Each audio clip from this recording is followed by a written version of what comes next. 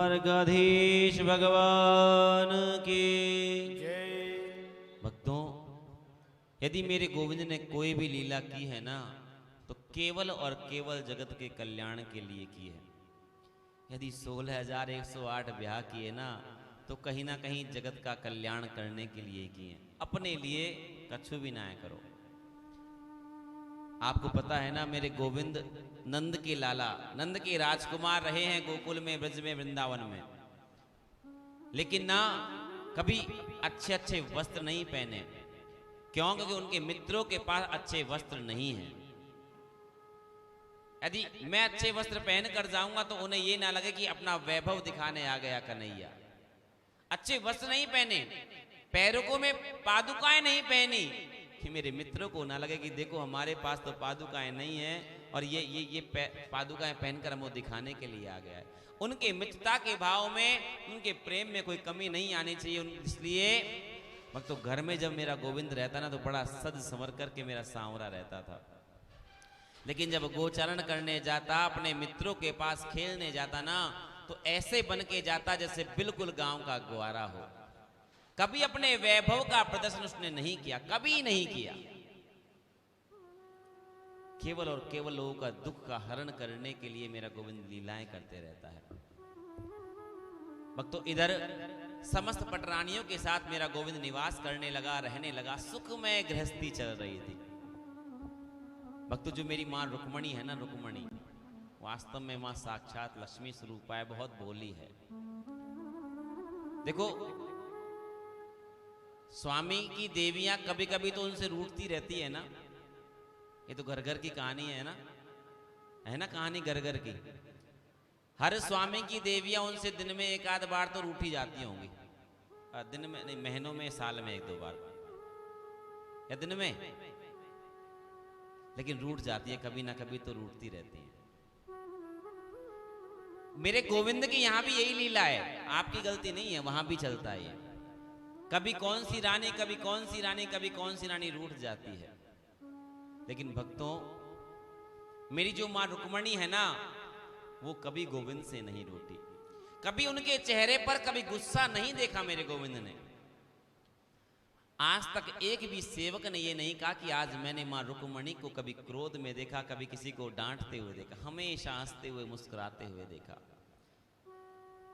यदि सबसे अधिक क्रोध करती है तो एक देवी करती है। कौन सी करती है? कौन सी करती होगी बताओ? हाँ, अब जो बहुत ज्यादा दहेज लेके आएगी, वो तो दहेज को रौब दिखाएगी। हमारे बाबा ने दिए 21 लाख और ये फॉर्चूनर। हमको काम करने के ताई आई है क्या यहाँ? मैया तुम काम करो, तुम बनाओ रोटी, हम तो बैठे बैठे खाएंगे यहाँ। भक्तों, सत्यता है ये। आज हम जिस दहेज के पीछे जाते हैं और बाद में कहते हैं भगवान ऐसी बहू दई है, कछु काम ही ना करे, सारो काम मोही करना पड़े। भैया ऐसी बहू तुम ही ढूंढ के लाए। मेरो बेटा मास्टर है, मेरा बेटा डॉक्टर है, मेरो बेटो इंजीनियर होगो, या वो तो अच्छी बहू चाहिए। बहू कैसी? काम वाम जानो ना जानो, लेकिन देखो वहां के बाबा तो एक ही बात होगी, मेरो बेटा 3rd ग्रेड को मास्टर है, तो देखो 11 लाख और डिजायर तो वो लगा गए। अब 15 लाख 16 लाख तुम करो तो आगे बात करें। 2nd ग्रेड को मास्टर 21 लाख और डिजायर लगा गए। अब आगे तुम बढ़ो। डॉक्टर तो 51 लाख और फॉर्चूनर भी लगा गए। अब यहां से आगे कछु तुम्हारी हिम्मत हो तो बात करो, वरना हम ना कर रहे ब्याह। अब भक्तों, 51 लाख और फॉर्चूनर आप लोग, उसके बाद उम्मीद करते हो कि बहू आपके पैरों को दबाए? असंभव है भक्तों, असंभव है। अरे जिस बाप ने अपनी बेटी को पैसों के साथ तोलकर आपने उसको खरीद लिया ना, वो कभी सेवा नहीं करेगी। कर सकती यदि कोई संस्कारी घर की बच्ची मिल जाए और कोई आपके पुराने भाग्य अच्छे हो तो हो सकता है। क्योंकि भक्तों, इस जगत में सबसे गलत एक परंपरा है दहेज। ये दहेज, ये दहेज। बुराई सब करते हैं दहेज की, सब दहेज की बुराई करते हैं। लेकिन जब नंबर आए ना मांगने का, भैया उसने दहेज दिया वो गलत है, मेरा बेटा तो मैंने तो 10-20 लाख खर्च किए डॉक्टर बनावे के, मुझे तो चाहिए। अरे एहसान में किया है क्या भैया? डॉक्टर बनाया है तो मत बनाता, किसने कही डॉक्टर बना? सत्यभामा जी हैं, 2 क्विंटल सोना घर से रोज आता है, तो भैया वो तो अब रौब दिखाएंगी ना। भक्तों, मैंने आपसे पहले कहा था मेरे गोविंद की जो भी कथाएं हैं ना, हर कथा आपको कुछ ना कुछ ज्ञान देने के लिए। ये प्रसंग केवल आपको ज्ञान देने के लिए कि जो दहेज रूपी अभिशाप हमारे जीवन में फैला हुआ है ना, इसे बंद कर दो। और उसके बाद यदि आप बहू की बुराई करो तो फिर ये आपको शोभा नहीं देता। पहले कोशिश करते हैं कि देखो मेरा बेटा मास्टर है तो मेरी बहू भी मास्टर नहीं चाहिए मुझे। बहू ढूंढते हैं नौकरी वाली। अब बहू आओ ये बताओ, बहू नौकरी वाली ढूंढोगे तो रोटी सासू बनाएगी कि बहू बनाएगी? मम्मी जी मैं लेट हो गई, आज मेरा टिफिन पैक कर दो। शाम को आए तो मम्मी जी आज बहुत दूर से आई, थक गई हूं, सर दर्द कर रहा है, जरा चाय पिला दो।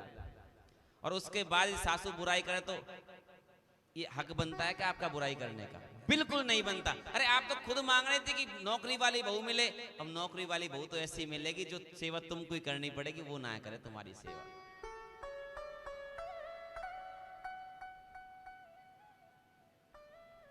बोलो वृंदावन बिहारी लाल की।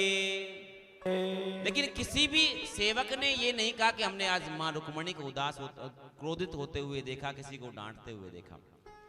आज मेरे गोविंद के मन में एक लीला जगी कि आज मैं देखता हूं कि वो कहते हैं ना, देवियां वैसे तो सुंदर होती हैं लेकिन गुस्सा यदि करें तो गुस्से में और भी सुंदर हो जाती हैं।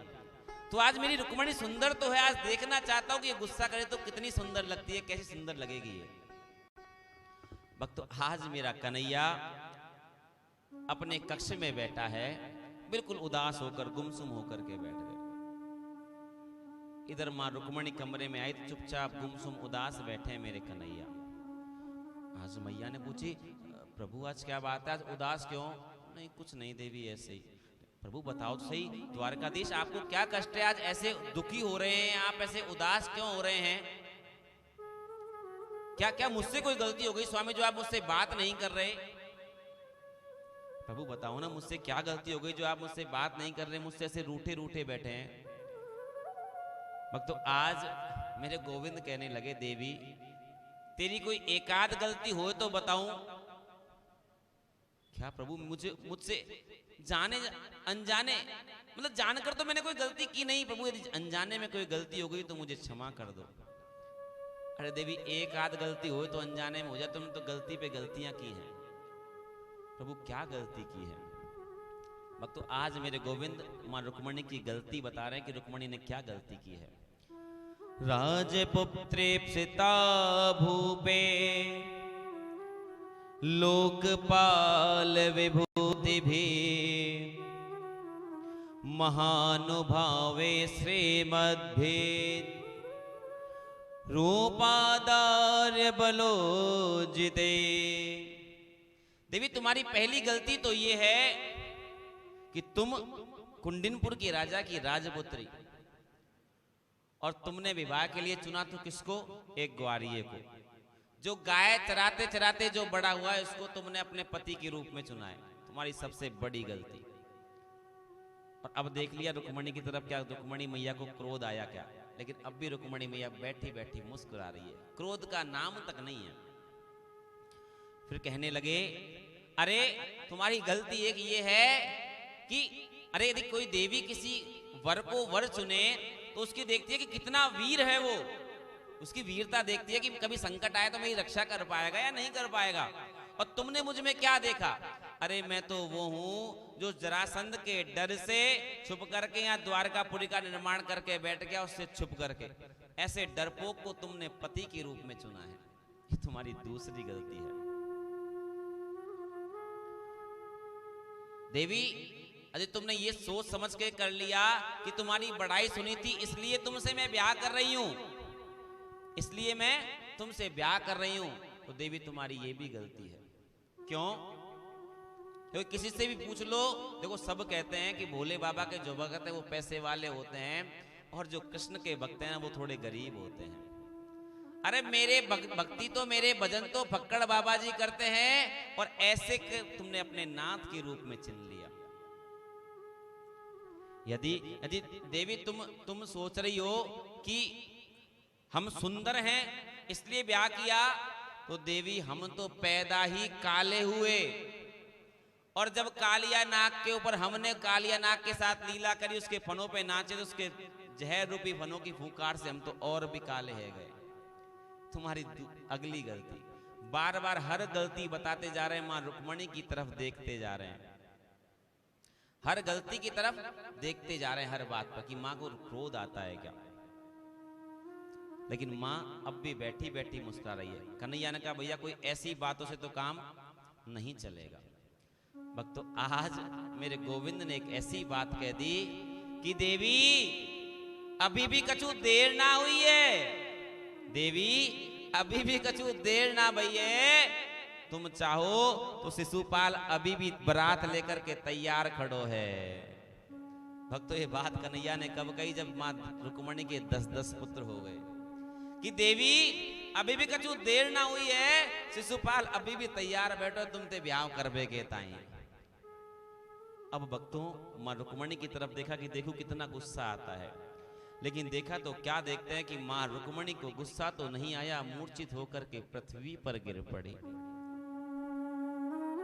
मूर्छित होकर गिर पड़ी पृथ्वी पर। कन्हैया कहने लगे अरे देवी हम तो मजाक कर रहे, देवी हम तो मजाक कर रहे, हम तो केवल तुम्हारा गुस्सा देखना चाहते थे। भक्तवार मेरे गोविंद ने 4 भुजाओं को धारण किया, 2 भुजाओं से मां रुक्मणी को अपने गोद में उठा लिया, और एक भुजा से पानी के छींटे और एक भुजा से हवा करने लगे हैं। आज मां रुक्मणी की तंद्रा भंग हुई, तो आज मां रुक्मणी मेरे गोविंद के हर प्रश्न का जवाब दे रही है कि मैंने ये गलतियां क्यों की है। रुक्मणी ने कहा कि प्रभु आपने कहा कि तुम्हारा और मेरा मेल नहीं है। आपने सही तो कहा स्वामी, कहा आप परब्रह्म परमात्मा ईश्वर और मैं प्रकृति से बंधी हुई एक नारी, एक साधारण जीव, आप परमपिता परमात्मा, हमारा मेल कहां है? आपने एक बात कही तो मेरे कुल का तो पता नहीं है, कोई कहता है नंद का लाला हूं, कोई कहता है वसुदेव का लाला हूं। अरे स्वामी, इस जगत के सबके पिता तो आप हैं, आपके पिता कौन होंगे? परमपिता परमात्मा तो आप हैं। आपने कहा कि आप डर करके और छुप करके द्वारिका में रह रहे हैं, तो स्वामी सही तो है कि जिस स्थान पर काम क्रोध लोभ मोह मोह मत्सर ऐसे असुर रहते हैं, उस हृदय में आप निवास नहीं करते, उस हृदय को छोड़ करके चले जाते हो। क्या गलत कहा आपने? और आपने कहा कि मैं सांवरा हूं, मैं काला हूं, तो भक्तों आज मेरी मां रुक्मणी ने कहा हे द्वारकाधीश, हे नंदलाल, यदि तुम होते लली तो गले कट जाते करोड़न के। अरे कन्हैया, यदि तुम आज स्त्री होते, कोई कन्या होते ना, तो मैं पाने के लिए लाखों लोग आपस में कट कट कर मर जाते कि ब्याह तो हम इससे करेंगे, इससे हम करेंगे। भक्तों, आज मेरी मां और मेरे कृष्ण के बीच में सुलह हुई बड़ी प्यारी सी। आज मेरे कृष्ण के स्वरूपों का वर्णन किया मेरी मां ने बड़े भाव और बड़े प्रेम के साथ। मां ने एक बात और कही कि आपने एक बात कही थी कि हमारे भक्त जो हैं, आपके भक्त जो हैं, वो गरीब होते हैं, है ना? तो प्रभु कबीरा सब जग निर्धना, धनवंता नहीं को, और धनवंता सोई जानिए, जाको राम नाम धन हो। अरे केवल धन वैभव होने वाले को धनवान नहीं कहते, धनवान वो होता है जिसके हृदय में राम होता है। आपके पास करोड़ों अरबों की दौलत है, उस दौलत से आप परोपकार नहीं कर रहे हैं, धर्म नहीं कर रहे हैं, केवल अपना ही अपना उदर भर रहे हैं, तो भैया ऐसा धनवान होने से क्या मतलब है? हमने कई ऐसे ऐसे धन्नापति सेठ देखे हैं जो चले जाते हैं अपने धन को दीवारों में चुनवा चुनवा कर, खुद भूखे भूखे रहते रहते जीवन गुजार देते हैं, और पीछे को नहीं कौन उपभोग करता है उन पैसों का। धनवान वही है जिसके हृदय में राम नाम का वास है, जिसके जिह्वा पर राम है, असली धनवान वो है।